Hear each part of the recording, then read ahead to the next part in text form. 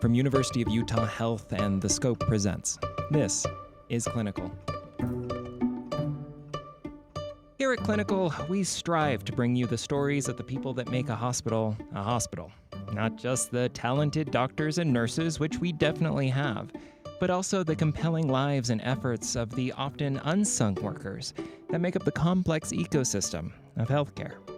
Over the next few episodes, we'll be taking a look at a group of professionals that have been on the front line against dangerous, unseen pathogens well before the COVID-19 pandemic.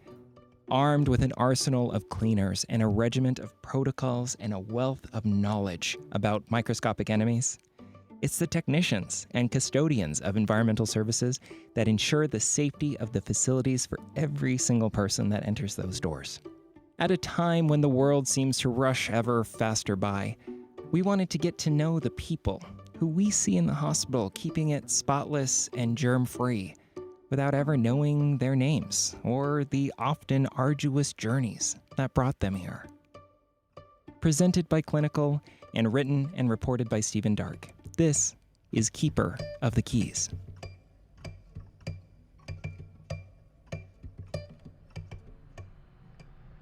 It's 5 p.m. in the North Stairwell in University Hospital, and Jacobo Lucero is hard at work. As doctors and nurses go up and down the stairs, past signs inquiring, "Did you get your steps in today?" Lucero digs into corners of the steps with his broom. In his grey tunic and black pants uniform of environmental services, the 60-year-old keeps mostly to himself as he cleans the 6 stairwells and 10 visitor lifts assigned to him. The Guatemalan native is a shy, quiet man with a soft, melodious voice that draws you in as he describes work he's done for more than a decade. He's taking English classes, but prefers to speak in Spanish. Tengo 13 años de estar haciendo. I've been cleaning the staircase for 13 years. How many? 13 years cleaning only staircase. It's funny, isn't it? Time just passed by. I like cleaning because I didn't have to force myself to study English. Doors slam, and American voices echo down the stairwell. Lucero wields his broom and mop, exchanging only the odd word in English with those who take the time to say hello. Pues todos van de pasada, saludos y todo. They all go passing by. Do I say hello to anyone in particular? No. Not after so many years. That doesn't happen. There's a few that I say hello to with 2 or 3 little words, but nothing else. Y no más, no. Outside of his friends in EVS, no one knows his name, where he came from, how he got here. But like so many of the 235 people who work as environmental services technicians for University of Utah Health, the journey that brought him to the Beehive State was far from easy. Lucero was born to farm laborers in Asuncion Mita, a sleepy little rural town in Guatemala on the border with El Salvador. His parents moved him and his 6 siblings to the capital when he was 4. Good evening. A UN debate was dramatically interrupted Friday afternoon with the emergency announcement that 5,000 Indians in a Guatemalan village were about to be murdered by government troops. Oigan bien, señores. No aparecerán más asesinados en las orillas de las carreteras. Se irá a fusilar a quien esté en contra de la ley.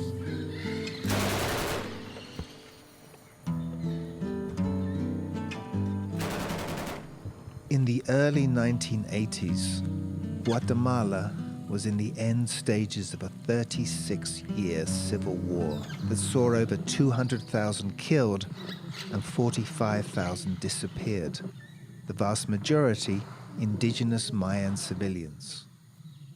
The United Nations attributed 90% of the atrocities committed during the war to the military dictatorship, which was determined to stamp out dissent among the rural poor. Lucero was 23 when two of his older siblings vanished. Pues yo no, eso no lo sabría decir. I don't know what to say because there was kidnapping everybody. There were so many disappeared. My brother was at the university, and my sister had graduated from beauty school and was already curing hair. And what happened to them? We never saw them again. Pues nunca aparecieron. No, nunca aparecieron. Lucero had a little store, and together with his sister, they adopted the siblings' orphaned children. He and his sister, he says, did the best they could for their niece and nephew. His sister emigrated to the United States and settled in California, then told Lucero to come and join her. He traveled from Guatemala through Mexico to cross the border into the United States. It's a trip that over 30 years on, he still can't bring himself to talk about. Súper difícil. Para mí fue muy difícil. Extremely difficult. For me, it was very difficult. In what way? Oh, pues. If you want to talk about it, you don't have to talk about it. I don't want to talk about it. No, no quiero hablar. Roughly 1/3 of EVS staff are refugees who came to the United States seeking asylum, shelter, food, and the opportunity for a new life. Some came here from childhoods of trauma. Others fled violence, genocide, civil war. Some came from Eastern Europe, others from Asia and African nations. Many also have come from South America, most crossing the border with Mexico without papers at some point in their past. They can only work at the hospital or neighborhood clinics if they have since secured work permits, green cards, or citizenship. In total, Environmental Services boasts employees from 30 different nations, making it the most diverse department in the healthcare system. What they all have in common is finding a stepping stone, an opportunity at EVS to build a better life for themselves and their loved ones.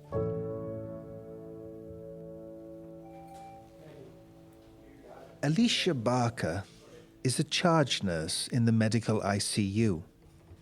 The MICU takes the sickest of the sick, and during the pandemic became the COVID-19 unit.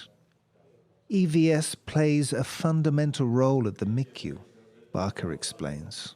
They are on the front line. They're handling a lot of, they're emptying the trash, whereas I can't tell you, I throw all kinds of gross stuff in those garbages or the linens. It's incredible. I have just a great sense of respect for the EVS personnel, and they make our jobs possible. I'm so grateful if we have, a very sick patient and we're doing all kinds of things in the room and we're filling up the trash cans, and opening packages and frantically working, and your garbage can gets full, and then, you start to have to throw things on the floor, or, so when most of the time they're very aware of which rooms are busy, and they will come and get the trash for you. And it's just that simple task is huge to making our job, easier. While to some staff and visitors, EVS technicians are invisible, for others there are opportunities to forge relationships, discover commonalities, even if language isn't one of them. Barker found common ground with one EVS employee from Ethiopia, Simret Hagos. She's from Africa. And we talk about kids, like we show each other, she shows me pictures, I show her pictures of ours, so we have that connection. Hagos's nickname is Mimi, one that her dad gave her. The 35-year-old was born in Addis Ababa, Ethiopia. When she was 19, family and friends brought her over to the United States. She came to the US to help her family back home. and to get to grips with the English language. Just to learn the language and to get a job and to work and to help my family. Her father passed away. She supports her mother, she says, and her siblings in Ethiopia. That role has necessitated getting a second job as a cashier at a big box store. My mom, she no work no more. I'm the one help her. But my sister and I have a younger sister and younger brother, they live in my country.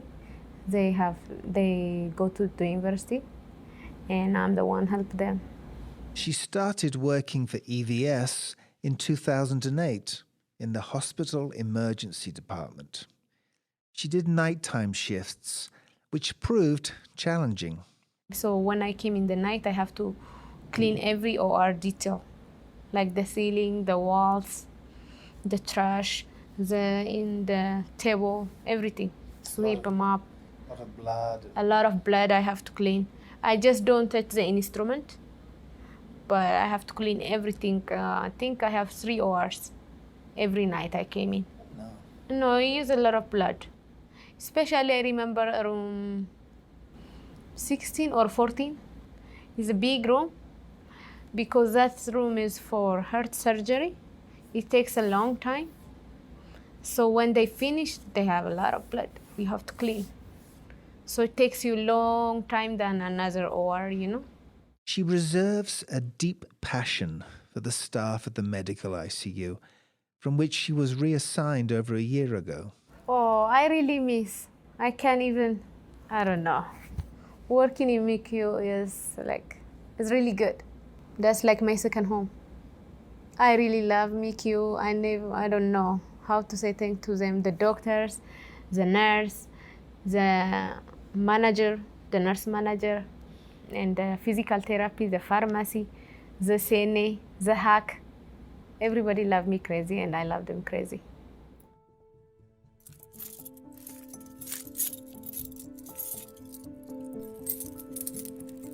The Roman god Janus was the keeper of the keys, a two-faced deity who marked beginnings, endings, and doorways.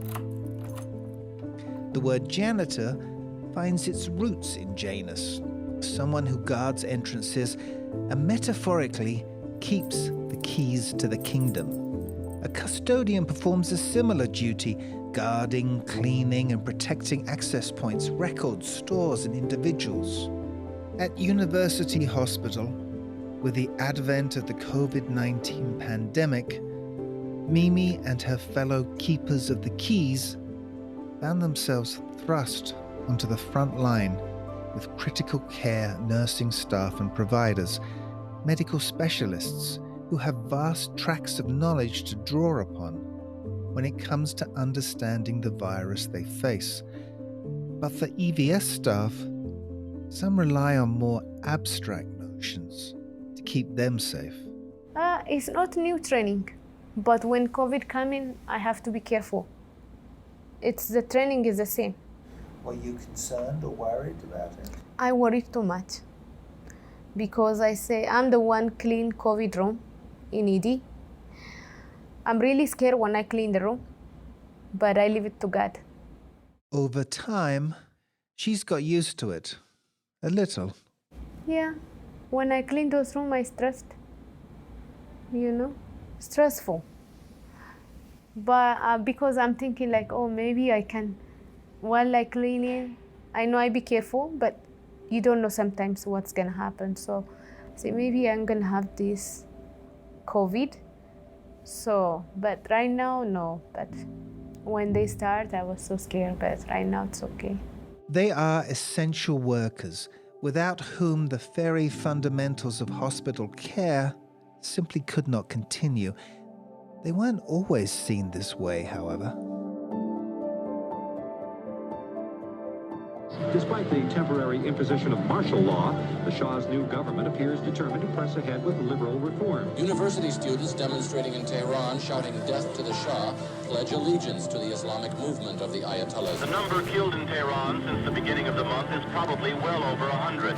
But people in this crowd were saying and believing 7,000 had been killed. Emotions over the... 1979. The Shah of Iran had fled abroad, leaving his supporters to their fate as a brutal coup swept away the former regime. For University of Utah foreign student Abbas Bakshishi, overnight he had been severed from his past and his country. Over 11,000 kilometers away in Salt Lake City, Utah, he felt alone in the world. Shy, timid, and extremely introverted, he nevertheless had to find work if he was to eat. That first job was washing pots and pans at a kitchen in University Hospital. If you think that dishwashing is as noble as it is not something that anyone wishes to pursue as a career, dishwashing is actually promotion to pot washing. So, I remember that the very first day that I was washing pots and pans and my skin was red and my fingernails were so soft, I really decided that this is not a life for me. I had a difficult time. I was shy, bashful, timid. So I was really incredibly devastated. I didn't know how to go about living in this country, and I missed my parents. His colleagues in the kitchen saw how hard he was struggling. One in particular. More than anything else, I remember the very gentleman who taught me how to wash pots and pans. His name was Kurt. That with so much of a patience and so much of a love and care, he was telling me how important it is to fill out this massive metal sink, put certain amount of chemicals in there, make sure that the temperature is the right temperature, and make sure to let all these pots and pans be soaked before you actually get in there and try to clean them. I still remember to this day that he told me, if you do the job right the first time, you do not have to redo it. They taught him a lesson that stayed with him all his life. It's the pride and satisfaction that you take in achieving those series of goals that happen to be your responsibility. Not only did he learn valuable life lessons in the kitchen, Bakshishi also found a support system among his colleagues. Those were truly, genuinely my heroes, because they're the ones that they supported me, they stood by me, they tried to coach and mentor me so that I do not end up to doing something drastic, such as ending my life. For the next 4 years, he worked his way up the ladder with the help of his new friends. So, because of the kindness, empathy, compassion, and love of these individuals, I was promoted from pot washer to the dishwasher, to working on tray line when you put food together and send to patient. Then I became team leader. I became assistant supervisor, manager, assistant director, associate director. Until finally, in 1983, Bakshishi took over the newly named Environmental Services. The department had struggled with high staff turnover for years. Bakshishi knew he needed to change the culture at EVS and how employees felt about their work. To do that, he used the lessons he'd learned in the kitchen. At that time, it was like a revolving door. People would come and people would go. It's not a glorious job. People don't want to stick with it unless you develop some sort of pride in what they do. You give them meaning associated with that contribution. you give them the feeling that you are as important as a physician, as a hospital administrator. Once they find meaning associated with their contribution, they become inspired, they become motivated. Since the majority of his employees did not graduate high school, he sought to educate them in air quality, hygiene, safety, cleaning supplies. In essence, why, when it came to removing germs and bacteria, their job mattered so much. And then, to further support his own staff, he set up a coaching and mentoring team to provide additional training on the job. He hammered home, if you get the job right the first time, then you don't get called back. So if you do the job right in the first place, you do not have to receive a call from a nurse manager or from a supervisor to say this room was not vacuumed properly or these equipments are not cleaned properly, so come and redo it. Which brings us to 10 coins. Every morning, Bakshishi would put 10 quarters in his left trouser pocket. Those coins were there to remind him, as he walked around the hospital, to look for 10 employees living up to the hopes he had had for all his staff. And the moment I would see one of the employees doing something nice for another employee, or a patient looking confused trying to find a particular location, and this custodian put a vacuum aside and says, "Sir, ma'am, can I help you? Which department are you looking for?" And then he or she would take that visitor or that patient to the right floor, to the right room, then after that, I would go and tell him, "Thank you very much for going out of your way to help patients and visitors." And he would move a coin to his other pocket. One coin for each act of generosity, kindness, thoughtfulness, and caring. And each night, he put the coins on the table, and he'd sit down in his office and write 10 thank you letters to the loved ones of the employees that he had seen do a good deed that day. But then I also wanted their wife, husband, significant others to know that his wife or her husband is such a wonderful contributor to the overall well-being of. And I would say thank you for supporting him. Thank you, because I felt that the moment they go home, they could be hero in the eyes of their wife, husband, significant others. As a matter of fact, employees would tell me that this is much more significant than anything else that we've done for them. By 1990, employee turnover had shrunk. Our turnover dropped dramatically. I believe in less than 4 years, our turnover from somewhere between 60 to 70% dropped to about 10 to 15%. And that 10 to 15% for mostly associated with being promoted to different positions within the same institution, outside the department. So it was really significant.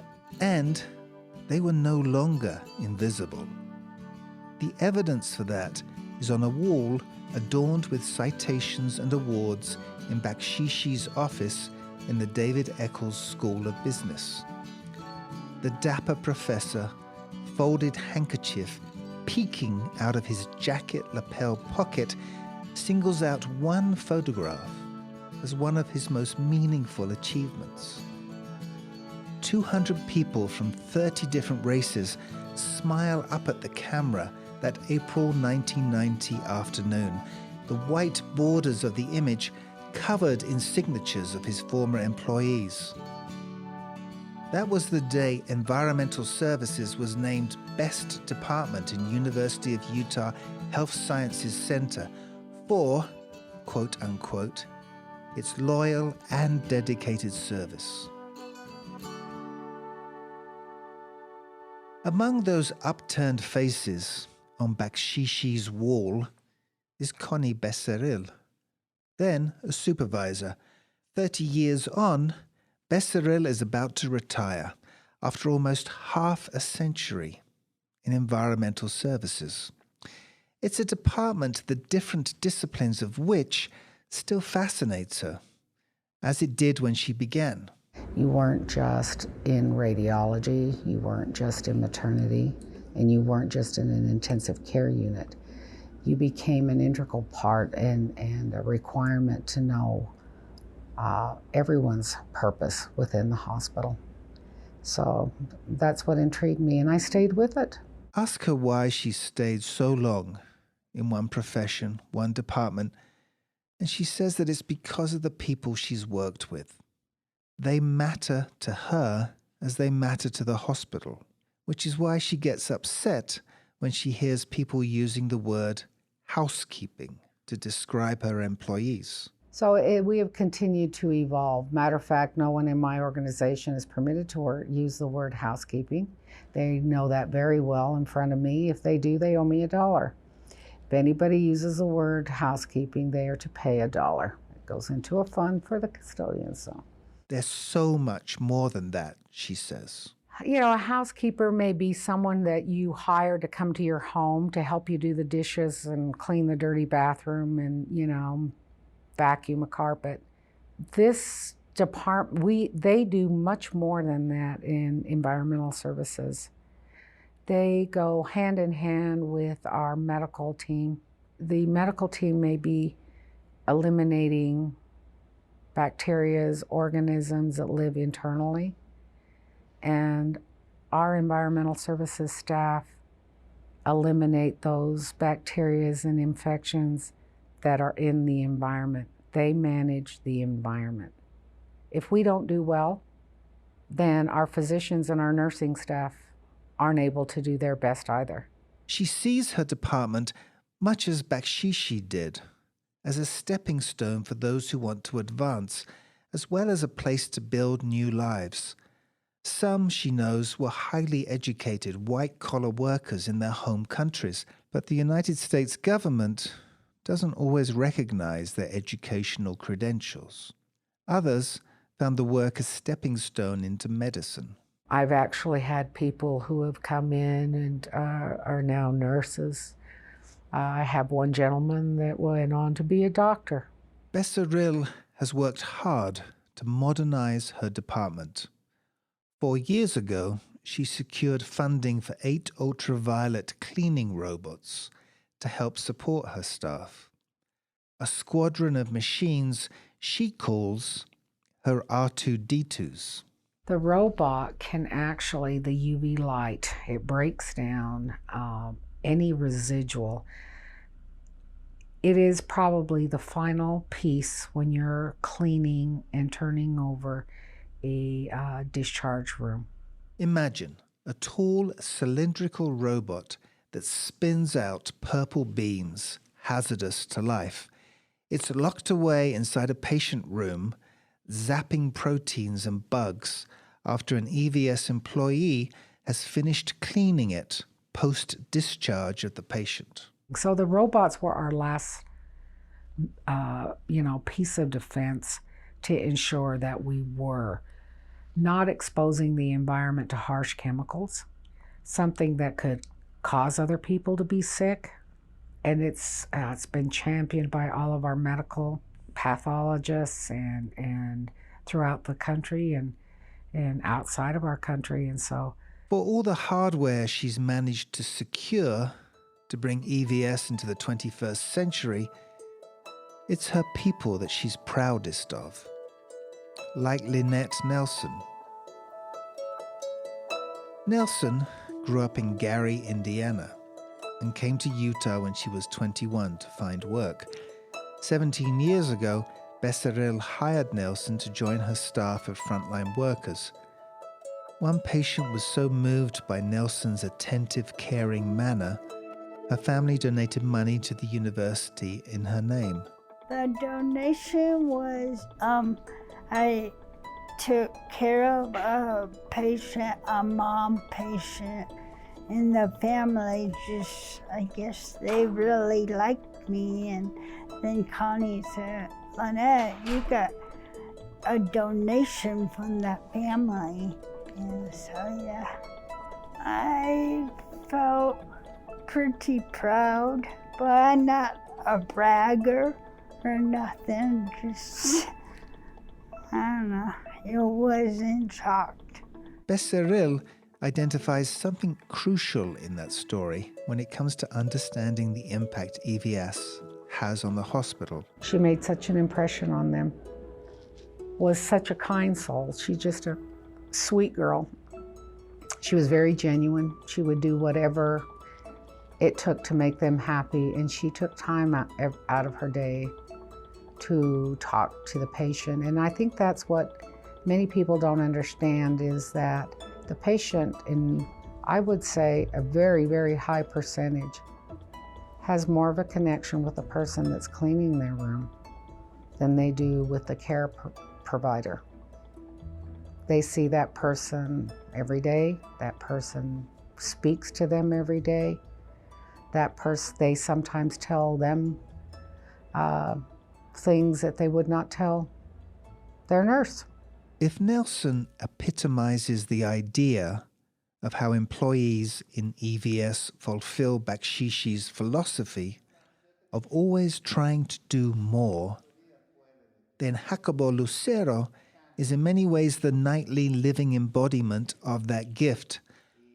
More often than not, when employees of University Hospital use the stairwell in the late afternoon or evening, they'll hear a voice that belongs more in a church or a cathedral than in such a utilitarian space as a stairwell.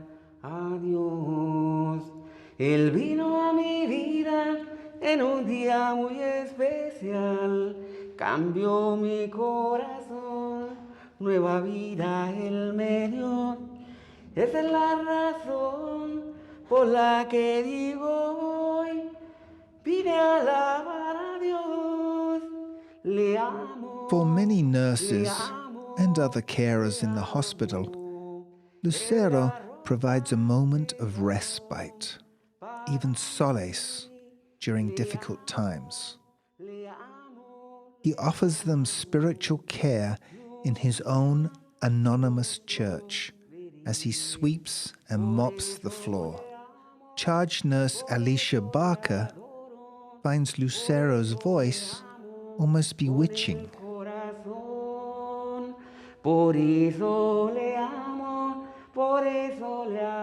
It's just an escape, and it's calming, and he just has a beautiful voice, and I just want to know, I wish, and he's very I've tried to make eye contact with him and to, be friendly with him, and he's very you walk by and he's very closed off, and he'll stop singing and you walk by and you're like, no, keep going, hi. I can't tell you how much I love your singing and how much it helps me.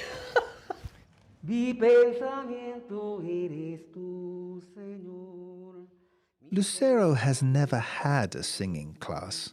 He laughs at the idea. In Guatemala, he sang popular songs by Latin American artists for his own amusement. In Utah, he found a church on North Temple that he liked, and it was there he sang for the congregation with a guitarist from Honduras.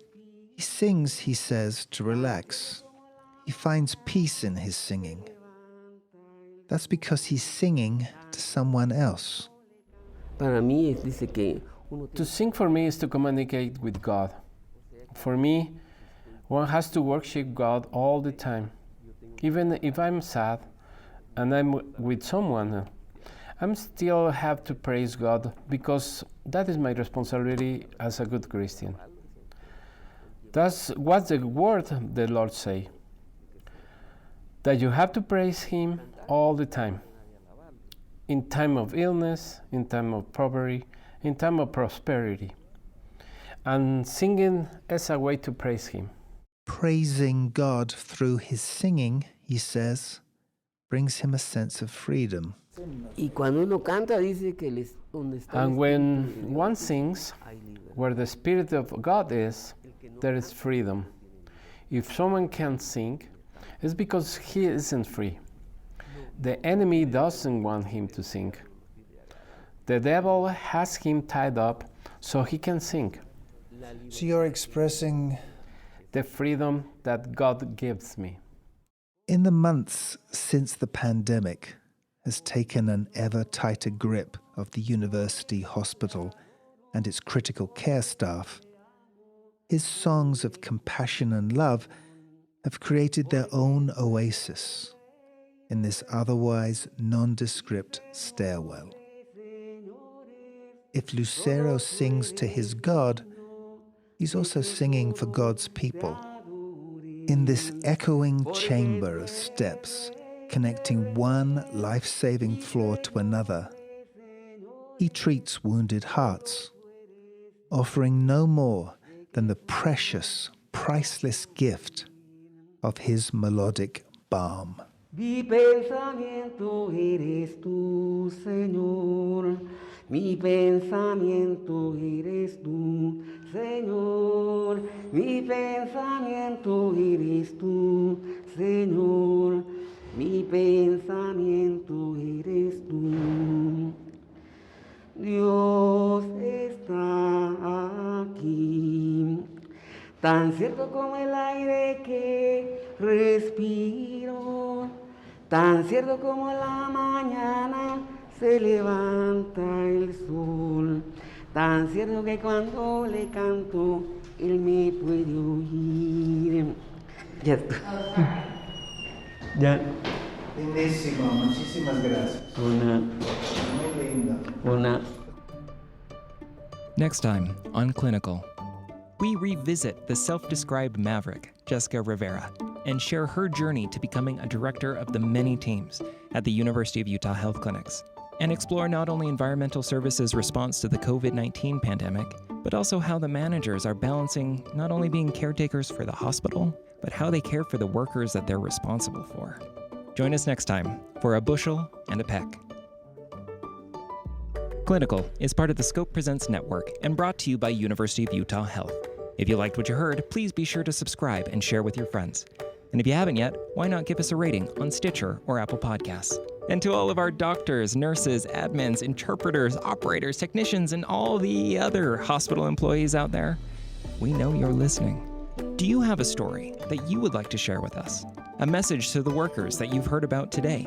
Feel free to reach out to our listener line by calling 1-601-55-SCOPE. Again, that's 1-601-55-SCOPE. Or email us at hello@thescoperadio.com. Clinical is produced by me, Mitch Sears, and Stephen Dark. A very special thanks to Francisco Soto and Interpreter Services for providing translation and voice acting for this episode. Music by Bottega Betazar, Vortex, Giants and Pilgrims, Ian Post, Muted Artist, Nadev Cohen, and Ziv Moran. Audio news clips from PBS NewsHour, C-SPAN, and the American Archive of Public Broadcasting. And of course, a heart-filled thanks to the men and women who have shared their stories with all of us and work to this very day to keep each and every one of us safe.